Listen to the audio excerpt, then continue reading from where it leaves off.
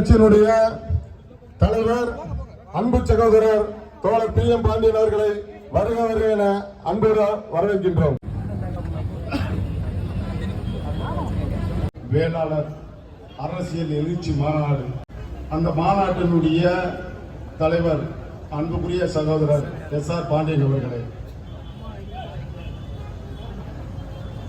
தாய் தமிழர் கட்சி துவங்கப்பட்ட நாளில் ஓடோடி வந்து எங்களை வாழ்த்திய எனது ஆரோக்கிய சகோதரர் தமிழ் புலிகள் கட்சியினுடைய தலைவர் ஐயா நாகை திருவள்ளுவர் அவர்களே,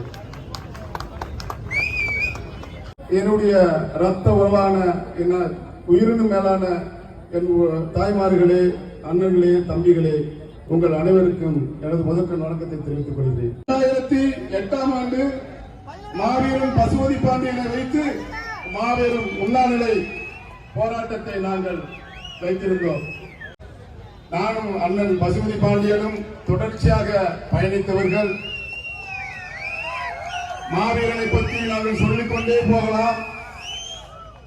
90 காலகட்டங்களில் இருந்து நாங்கள் இருவருமே சேர்ந்து பயணித்தவர்கள் தான்.